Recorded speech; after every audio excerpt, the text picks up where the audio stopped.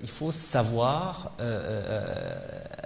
venir régulièrement, les inviter régulièrement, avoir un émetteur sur place qui est un partenaire avec lequel vous avez une relation soit de confiance soit contractuelle, mais il faut se mobiliser sur place. Et ça veut dire investir en temps et probablement également un peu en finance. Il faut que les entreprises aient cette culture de l'exportation et cette envie d'aller conquérir des marchés étrangers. Alors, probablement il y a l'envie, mais on ne sait pas comment faire. Comment aller prospecter le marché koweïtien? Comment s'enquérir des besoins et savoir si l'offre française correspond à une demande koweïtienne? Quel est le niveau des prix? Comment peut-on, quels sont nos concurrents?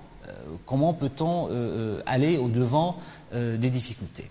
Il y a forcément un investissement humain et il faut aller vers ces marchés en ayant la bonne approche. Ça veut dire probablement avoir des partenaires sur place qui vous servent de guide, mais également de partenaires dans l'industrie, c'est-à-dire partager à la fois les bénéfices et les pertes, conquérir les marchés, enfin, et être sur le marché que nous recherchons à convoiter.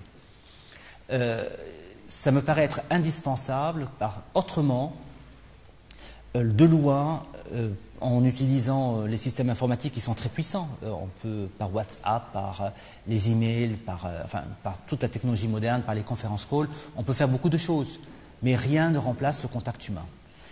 Et c'est-à-dire que c'est une stratégie qui doit être faite, qui ne peut pas être faite en un mois, en un jour.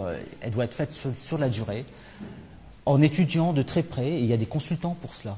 Quels sont les marchés qui correspondent à l'offre de nos entreprises et quels sont les partenaires locaux possibles? C'est vraiment le long cours, le marathon, la présence sur place, l'accueil convenable en France lorsqu'ils viennent nous rendre visite. Voilà, c'est un vrai partenariat.